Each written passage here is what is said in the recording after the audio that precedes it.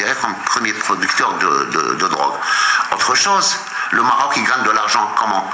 En massacrant justement les droits de l'homme, en massacrant des migrants. Il faut aller au Maroc, il faut voir dans quelles conditions les gens, les montagnards, les gens de la population rurale, comment qu'ils vivent ces gens-là. Jusqu'à présent, ils ne connaissent pas ce que c'est qu'une lampe électrique, ce que c'est qu'un radiateur. Ils se chauffent toujours, ils vivent toujours à l'âge de la pierre, justement, cette population.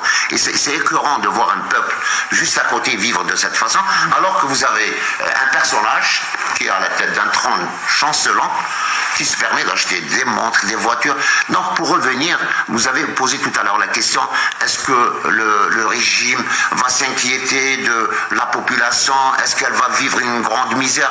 Il ne s'inquiète pas. Pourquoi? Ce n'est plus le trône qu'on connaît qui dirige le Maroc. C'est Azoulay, c'est Israël, c'est les sionistes qui dirigent le Maroc. Donc un sioniste qui est à la tête du pouvoir au Maroc, est-ce qu'il va vraiment se pencher sur les conditions de vie du Marocain, du peuple marocain? L'une des erreurs fatales du régime, c'est d'avoir normalisé.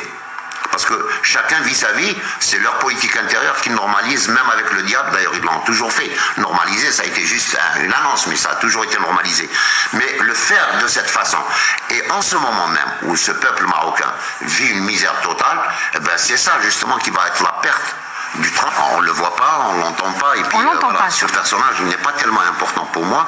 Si le trône aujourd'hui il est chancelant, c'est parce que la gestion de ce trône après la mort du père a fait que aujourd'hui on laisse un enfant qui est à peine mature prendre les rênes du pouvoir. Ça ne passe pas, il n'est pas mature ni politiquement ni mature sur le plan de sa morphologie.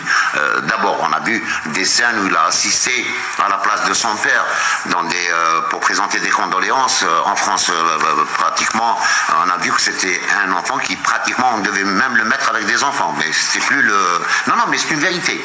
Son fils, il a été menacé dernièrement et on dit que même il y a eu des bruits de bottes à l'intérieur du palais. Donc il a fait appel à Azoulay qui a fait appel au service du Mossad pour essayer au service sioniste pour essayer de protéger l'héritier du trône, qu'on le dise aux Marocains. Et d'ailleurs les opposants marocains de ça, c'est pour le peuple marocain qu'il doit savoir que ce n'est plus la famille de ce petit qui est en train de diriger le Maroc. C'est Azoulay et son équipe qui est venue de Tel Aviv qui dirige le Maroc. Donc aujourd'hui, si la révolution doit avoir au Maroc, c'est contre la présence de ceux qui sont en train, les vrais acteurs de la vie politique marocaine et de l'économie marocaine. Ces gens-là, aujourd'hui, n'arrivent pas à manger. Ils seront quoi demain? Ils sont déjà morts, donc la mort ne leur fait plus peur. C'est pour cela que moi, je crois à la révolution du peuple marocain qui changera les choses. D'exportation de voitures, vous êtes arrivé à la conclusion que finalement le Maroc, il a deux produits à exporter. Il a la drogue et la barbarie. Pas plus que ça.